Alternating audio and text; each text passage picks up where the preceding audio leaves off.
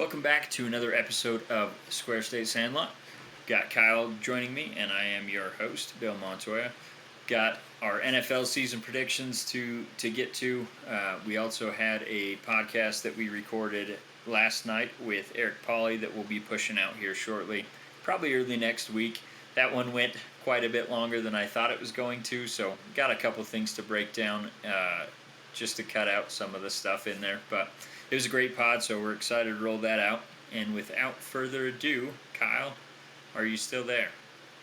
Ready, buddy. Okay. I'm ready to rock. Looked like you were frozen there for a second. So, all right. So what we're going to do, we're going to push off the awards and all that until our next podcast. I know that kind of feels like it'll be late. I promise we'll have our picks in before we actually push out the pod.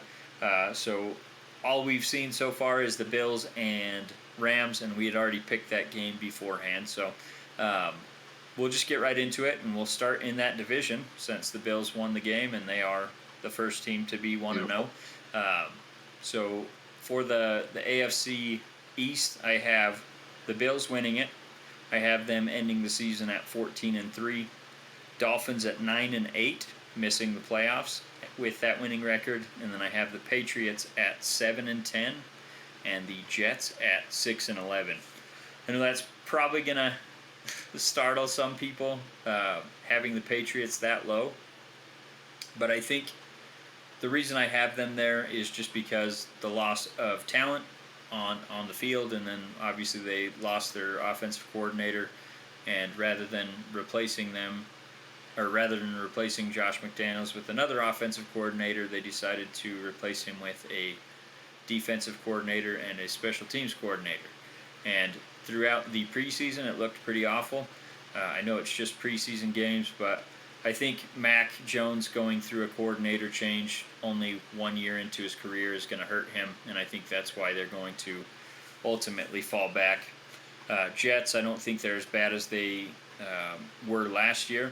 I had a hard time picking games that they were going to win, though, just because at the start of the season, Flacco's going to play, and he hasn't been good in his career. I mean, I know he got that Super Bowl win, but still wasn't a great quarterback.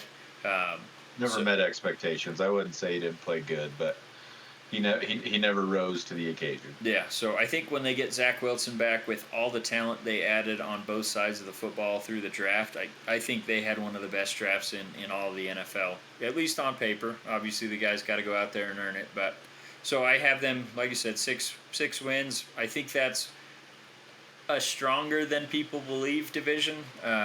But still, I think Bills, as we saw tonight, are head and shoulders above every other team, I think, in the entire NFL. So how do you have that division stacking up? It was fun hearing, your win-loss records, because they're not identical, but they might as well be. I have the Bills at 14-3, also taking the division.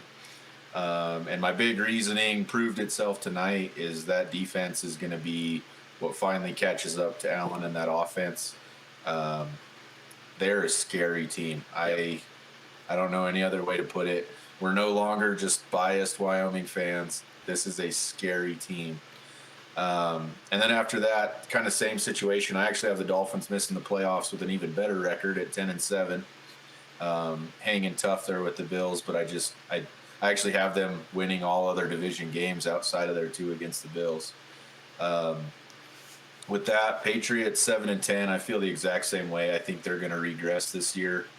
You're going to start seeing more of the Tom Brady-less Patriots start to weigh heavier and heavier on these teams as the years go on past that. He covered a lot of cracks. No matter how good a coach they have, yes, whether you like him or not, he's a good coach. But they're just not going to be able to mortar those cracks anymore. It's gotten worse, and I think it'll continue with that trend. The Jets, I have a little bit worse than you at 5-12. But the bright spot there for me, I think the Zach Wilson and Breece Hall pairing at quarterback and running back is something to be excited about as a Jets fan.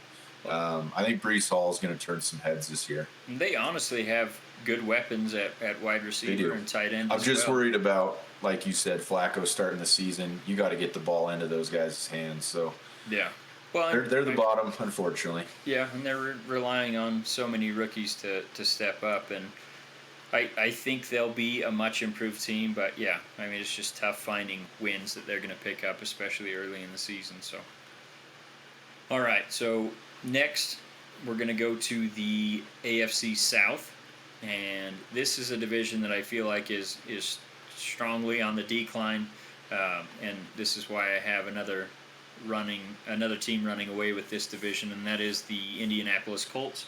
I have them with the second best record in football, or in the AFC conference, sorry, and that is 13-4. The Titans, I feel like they're gonna start to fall off. Although I did have them, 10-7 record, just missing out on the playoffs barely. I think they're on the decline for several reasons. Tannehill, I feel like he's starting on his way out. They've lost some key contributors. They just lost Levante David earlier this week with a ACL tear or something like that, so he's out for the season. Yeah, which is horrible. Offensive and defensive lines are getting worse.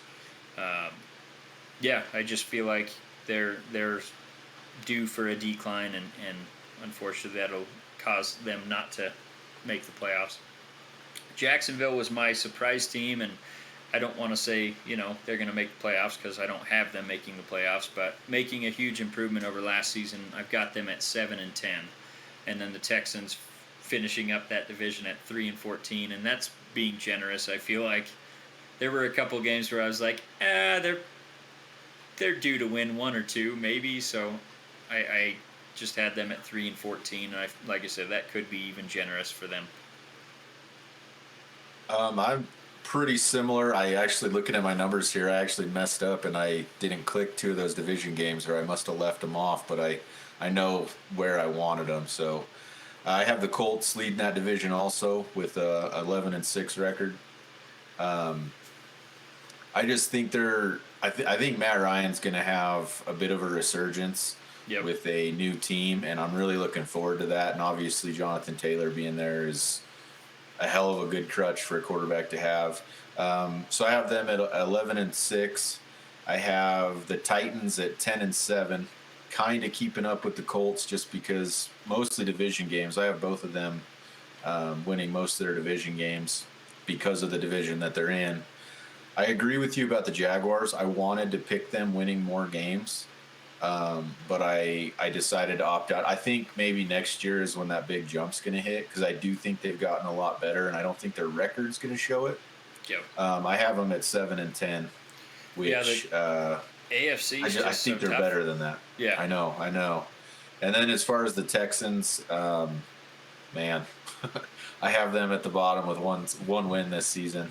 Yep. And it's just, I know that the chances are they're probably going to win more than one game.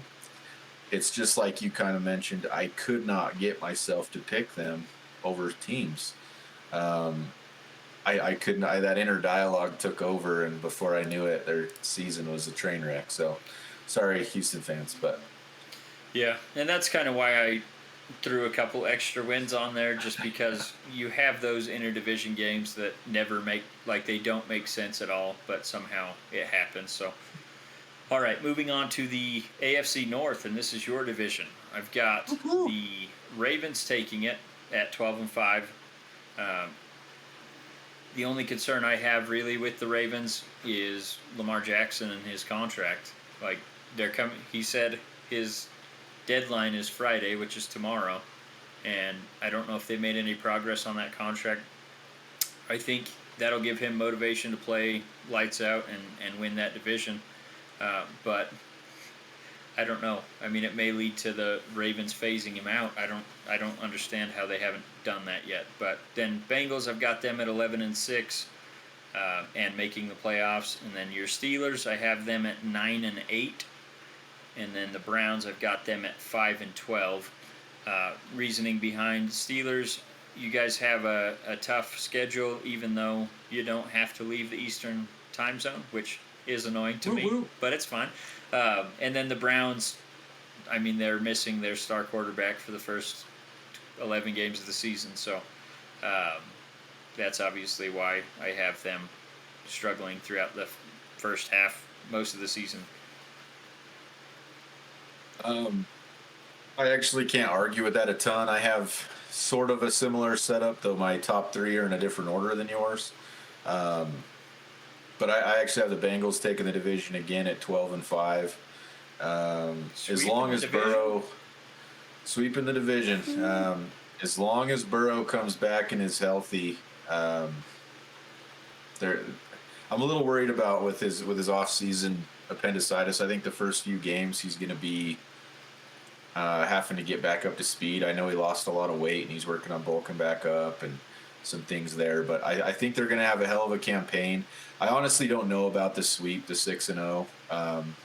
It's kind of just how it ended up for me. But I'm sure they'll end up dropping a game, at somebody else, them playing at home. Chances are it'll happen, but I think they'll still put together a 12-5 campaign. Yes, I'm biased as all hell, but I got the Steelers second place in the division, going 10-7.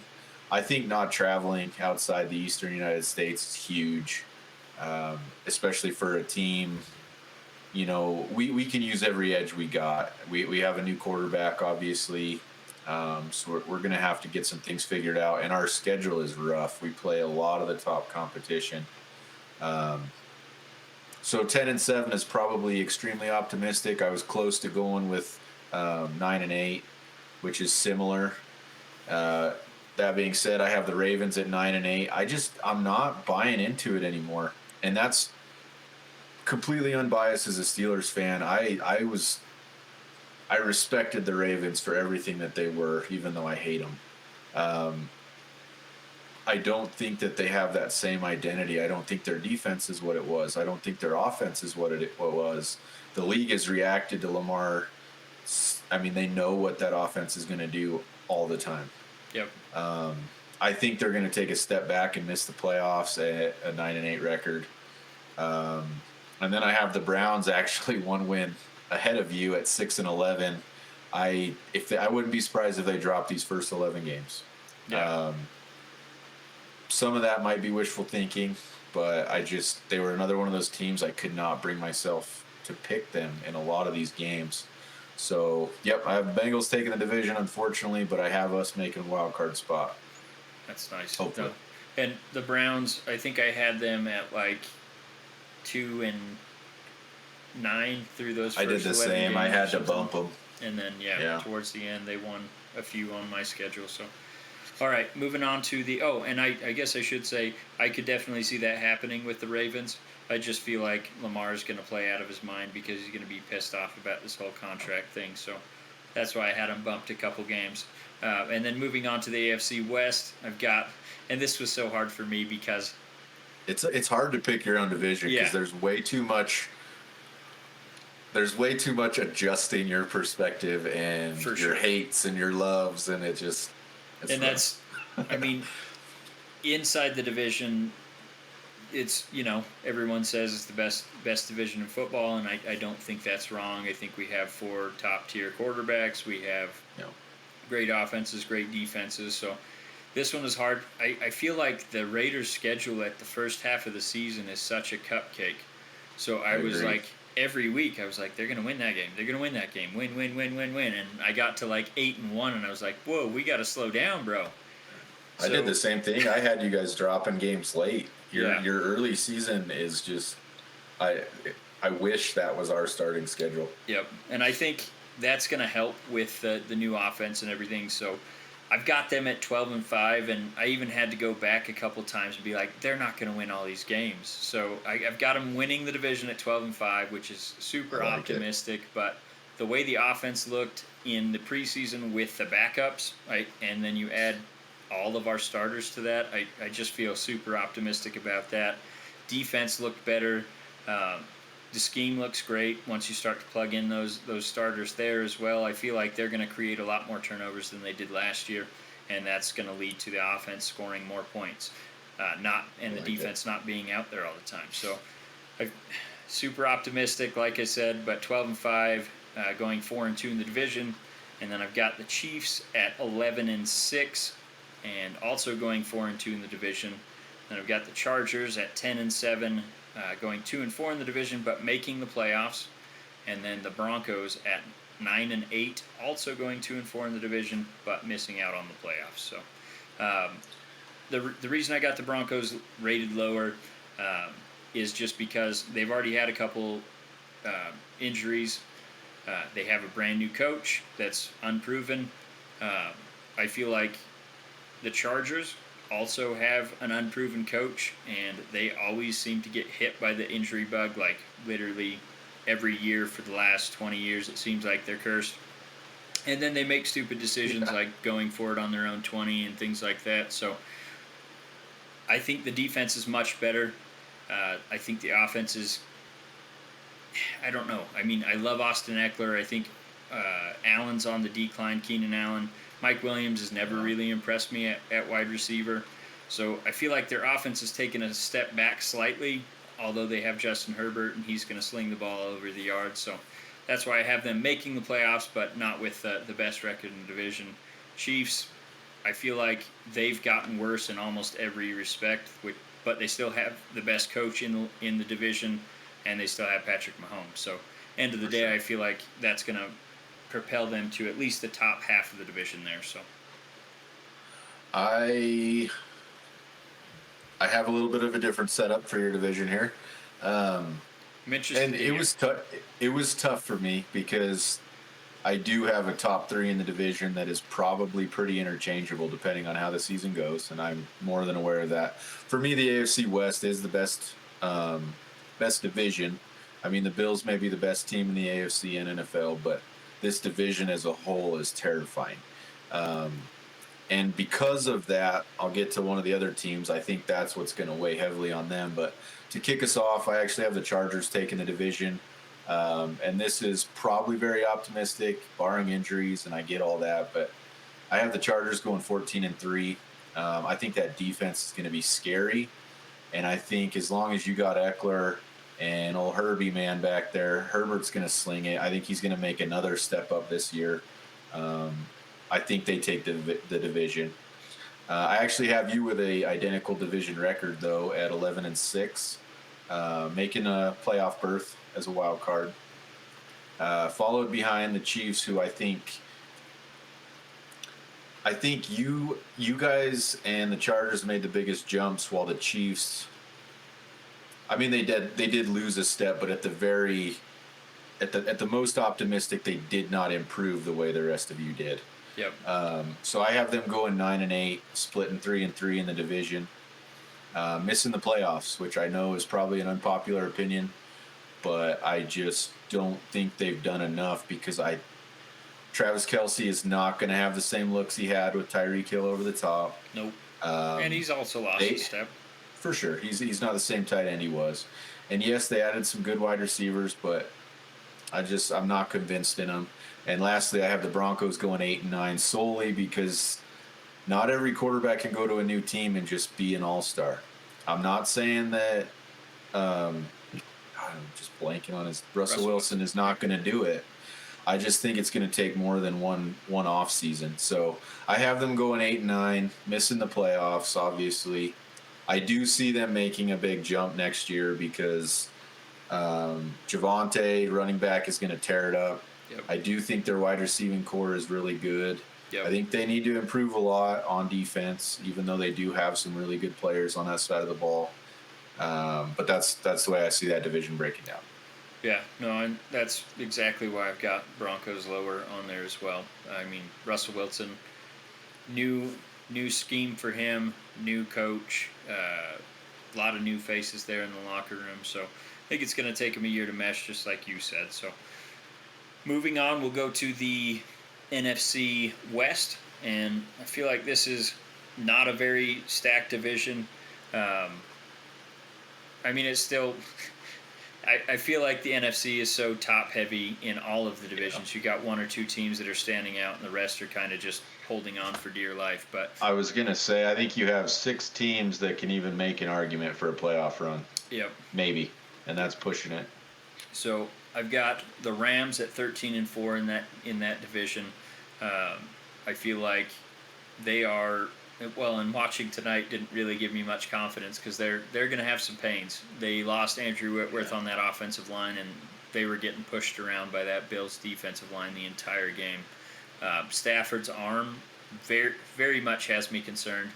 That was one of the reasons why I didn't want to put them this high, but I feel like he says he's good. He didn't look that great tonight. Granted, all that pressure got in his face. We'll see. I think they're going to fix some things. The defense is great. They have, great. They have Hall of Fame players at every level of that defense. So I feel like they're the best in that division, and it's kind of a weaker division. So that's why I have them winning 13 games. We got the Niners at 10-7, making the playoffs as a wild card. And then Cardinals 8-9 on the outside looking in, and then the Seahawks I had with the worst record in all of football at 1-16. So 0-6 in the division. Pretty rough. I kind of similar setup. I think we're kind of on the same wavelength for most of these divisions. I have the Rams going 12-5, taking the division.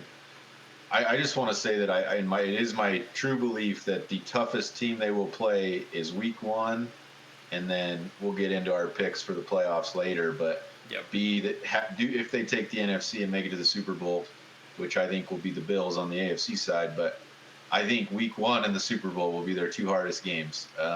So I have them going 12-5, taking the division, but I have the 49ers right behind them at 11-6, making the playoffs. And then this is actually my stacked division in the NFC. I actually have the Cardinals making the playoffs also at 10-7. You picked Calamari to go to the damn playoffs. So here's my thing. I think Hopkins being away is actually going to be a benefit for this team. I think they have some really good other wide receivers that they're going to be able to utilize. I think they forced it to Hopkins way more than they ever needed to. With that being said, they have John Connor, who, he led the league in rushing touchdowns last year, I believe. I know he put up 10+, but I have them going 10-7 and still making the playoffs. They're not going to go very far, but I have them making the playoffs. And I have the Seahawks at 2-15 in the second worst record in the division, going 0-6 also. Not. I think it's gonna be a rough time for Seahawks fans. Not bright outlooks for the Seahawks. All right, no. So next we're gonna go to the NFC South, and this is one of those divisions that was very tough for me to pick. Buccaneers, I have them taking it just because they have Tom Brady. They've got all the offensive weapons that they need. Defense is probably not as strong as it has been. With some guys leaving, injuries. Obviously, they're going to be missing Gronk. They did replace him with the tight end from the Vikings. His name's escaping me right now. But all good weapons. Leonard Fournette's still there. They've got most of the core. I believe in Todd Bowles. I think he's going to have his defense on point for the most part. I think the Byron Leftwich and Tom Brady marriage is going to work better than having Arians in there blowing that up. So I'm optimistic on their at least taking the division. And then I have the Saints at second in that division with a 9-8 record. I feel like Jameis is going to carry that team. Defense is still good with Dennis Allen. They are going to have some struggles just because, obviously, when you don't have Sean Payton at calling plays for you, you're probably going to have a net loss there. So 9-8. If Jameis can stay healthy, he's still going to put up numbers, and I like them to at least make the playoffs. Panthers, I have them at 10-7, outside looking in. They have a really rough first half of the schedule, and interdivision. Saints and Bucks are going to play pretty well in that division. And then the Falcons, this one actually hurt me to pick this because I love Arthur Smith, the head coach. I love Marcus Mariota. I like some of those weapons they drafted, but it just feels like they're the bottom team in this division, and Mariota gets hurt all the time. Desmond Ridder, I feel like he's probably one of the better quarterbacks in this draft, but you don't want to put a rookie into a bad situation and tell him, go win some games. It's just going to be some rough development. So that's why I have that division shaking out that way. I like it. I have probably an unpopular opinion in this division. Yes, you do. I'm actually going to go ahead and say that I see the Panthers taking this division. I hope you're right. I'm banking on CMC being healthy. That's obviously the big part. He was already on the injury report today, and it made me gasp. I was like, are you kidding me? Nope. But nothing major. I'm banking on him staying healthy and Baker coming in and playing just like a Tasmanian devil. I think he's pissed off. I think he's chippy. And I think he plays his best football when he's like that. So I have the Panthers going 10-7 and taking the division. I was very close to giving it to the Saints. Yep. I think Jameis is going to sling it, like you said.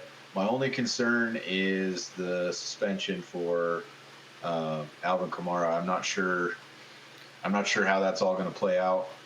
I don't think they're going to do anything. I think they would have done it already.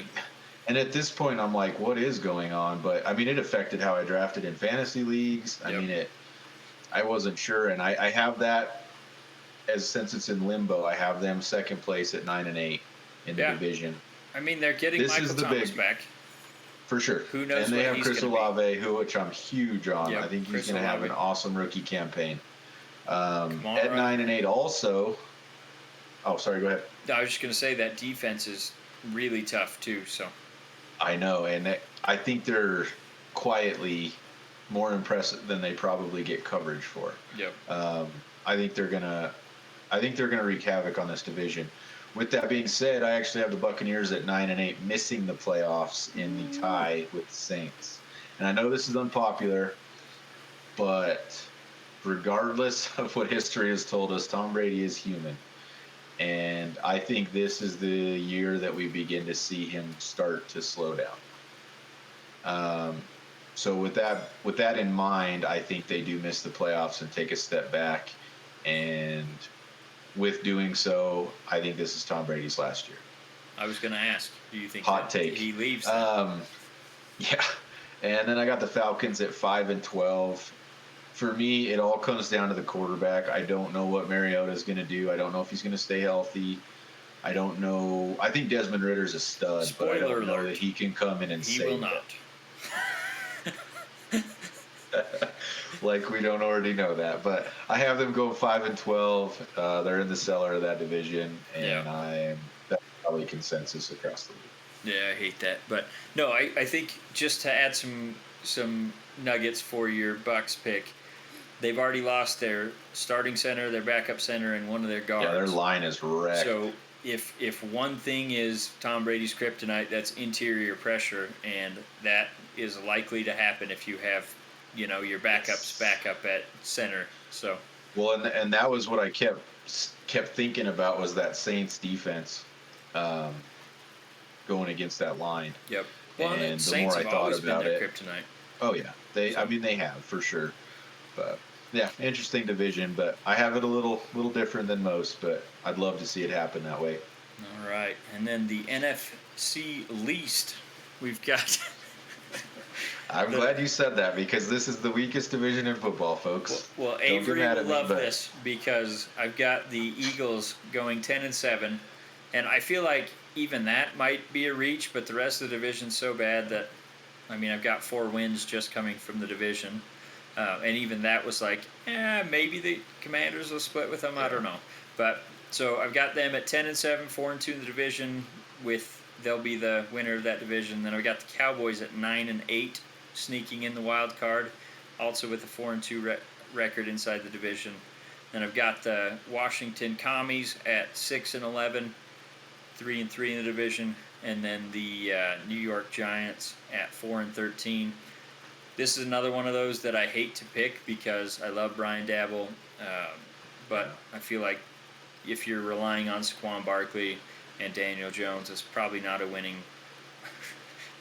recipe. Yeah, that's rough. So yeah, it's not that I don't like the team and what they're doing. It's just what's in place right now, and I don't believe in that. So what do you got?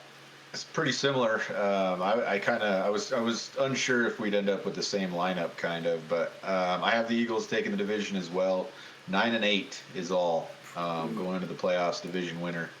But I have them in the same 4-2 in the division. Yep. I have the Cowboys right behind them at 8 and 9 with also 4 wins in the division. So I mean, it'll be a contested division, but I think the Eagles pull it out. I think they have more talent, and I think that defense made a lot of upgrades. And then AJ Brown's going to come in and play like a monster. Yep. So if Jalen can put it together, they can put together a campaign. Behind the Cowboys, I actually have the Commanders and the Giants both sitting at 4-13. With that being said, I think the Giants have a chance of making a jump next year. Yep. I like a lot of what they're doing. I realize that Daniel Jones and an unhealthy Saquon make things interesting. But for this season, I have them both at 4-13, and obviously not making the playoffs. Yeah, no, that definitely makes sense. And even me putting 6 wins on the Commanders, it was like I don't even think I almost went back to change because Yeah. I was like 2 of them at 4-13, but I was like I couldn't bring myself to pick them. It's just hard because the bottom half of the NFC is so bad. So trying to pick who's going to beat who, it's just like I don't even know. I don't have a clue. But all right, so now with those being said, we've got our playoffs set. We still got a division. Oh, I thought that was it. Oh no, we didn't do the NFC North. North, sorry. I skipped right over them. All right, so this one was pretty easy for me. Packers feel like even though they lost Devontae Adams and other pieces of that team, they are getting healthy at the tight end position. Running backs are great. We'll see what they did in the draft in terms of wide receivers. Defense is good, and I feel like they're another one of those teams that's, just quite clearly head and shoulders at the top of the division. I've got them at 12-5, 5-1 in the division.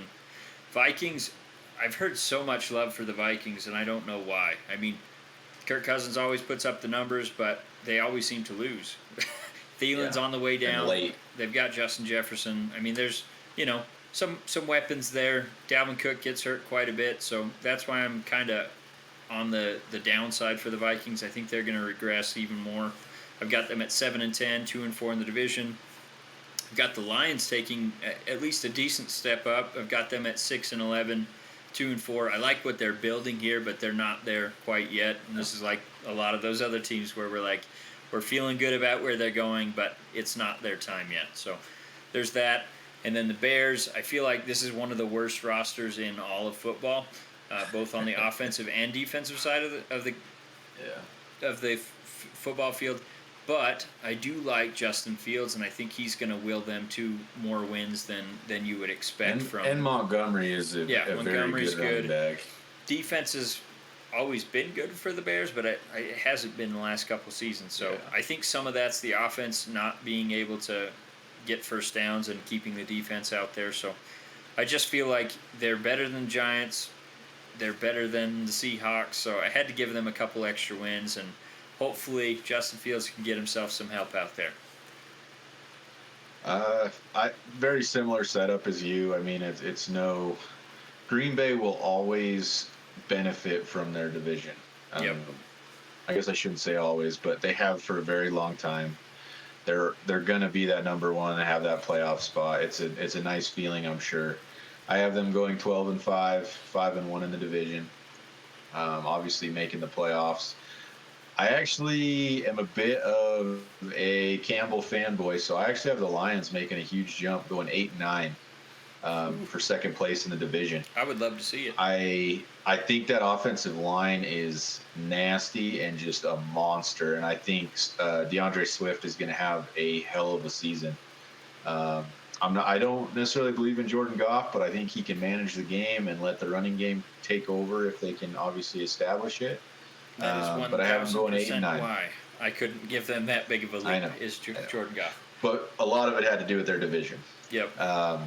I have the Bears and Vikings actually tied for the cellar of this at 7-10. That's a lot of wins for both teams. It is a lot of wins, but there's bits and pieces of those two teams that I think can make some magic happen. I just don't think it's going to be consistent enough to put together a full season, but I think it's enough to put some tallies in the win columns. But like I said, I have them both at 7-10 and nothing special. And a lot of that could be adjusted. One of those taking a few more of those wins, within the division. Yep. I don't know what the separation will be after the Packers, but I guess I'm putting my money on the Lions being the one to hop up out of the three. But only the Packers I have making the playoffs. Vikings fans are going to hate this, but I'm predicting that Justin Jefferson is the next wide receiver to force his way out of a situation. I don't understand the Justin Jefferson MVP talk. It's unreal to me. I don't feel like that's ever going to happen for a wide receiver on a not playoff team, so I don't think that it's warranted. But I just don't get it. I mean, they have him. They were talking about him replacing Cooper Kupp as a top wide receiver, and that's just insane to me. I mean, he's had crazy numbers his first 2 seasons, so I get it. I get that. Still. But look at Cooper's numbers last season. Yeah. Well, I mean, no one was in that stratosphere. He won the Triple Crown last year, didn't he? Right. So, I don't know. All right. So next we're going to dive into the playoffs. Playoffs, when things get interesting. So this was, tough. Definitely on the AFC side for me. I've got, so just to recap, we've got Bills at the 1 seed, Colts 2 seed, Ravens 3, Raiders 4, Bengals 5, Chiefs 6, and Chargers 7 on the AFC side for me. And I have the Bills with that bye, and then Chiefs beating the Ravens, Colts beating the Chargers, Raiders beating the Bengals. And for the divisional round here, I've got the Bills beating the Chiefs, Raiders beating the Colts. And then in the championship round, I've got the Bills beating the Raiders to represent the AFC in the Super Bowl. On the NFC side, I've got the Rams at the 1 seed, Bucks 2, Packers 3, Eagles 4, Niners 5, Saints 6, and Cowboys 7. So I've got the Eagles beating the Niners to advance, Bucks beating the Cowboys to advance, and then Packers beating the Saints to advance. And then I've got Rams beating the Eagles, Bucks beating the Packers, and then Rams, Bucks, and Rams taking the NFC Championship to represent the NFC in the Super Bowl. So that's Bills, Rams, and I have the Bills winning it all. I think if Week 1's matchup was any indication of how that game will go, it won't be close, but I imagine the Rams will get some things shored up to even be in this game. So that's how I have it breaking down. What do you got? I have a bit of a similar outcome, but a different way of getting there. My AFC setup, I actually have, with the way I broke it down, the Chargers being a number 1 seed, Bills number 2. Let's see here. I got the Bengals 3 seed, Colts 4, Raiders 5, Titans 6, Steelers 7. I actually have the Raiders beating the Colts to move on to take on the Chargers. I have the Bills beating the Steelers, and I have the Bengals beating the Titans. And then in the second round, I have the Chargers beating your Raiders. I apologize. I have the Bills taking the Bengals out again. I apologize, not again. But I have them taking out the Bengals. And then I have the Chargers losing to the Bills in the AFC Championship. For the NFC, I have the Rams, the 1 seed, Packers 2 seed. I'll go through the rest, but I don't think the rest matters. The Panthers are the 3 seed, Eagles are 4, Niners are 5, Cardinals are 6, and the Saints are 7. Sorry, mine's a little smaller on that screen, but yeah. I have the 49ers taking out the Eagles in the first round. I have the Packers taking out the Saints, and the Panthers taking out the Cardinals. After that, I have the Rams beating the Niners to go into the NFC Championship against the Green Bay Packers, who will take out the Panthers. I wanted to pick the Panthers here because I thought it would be amazing, but I just don't see it happening.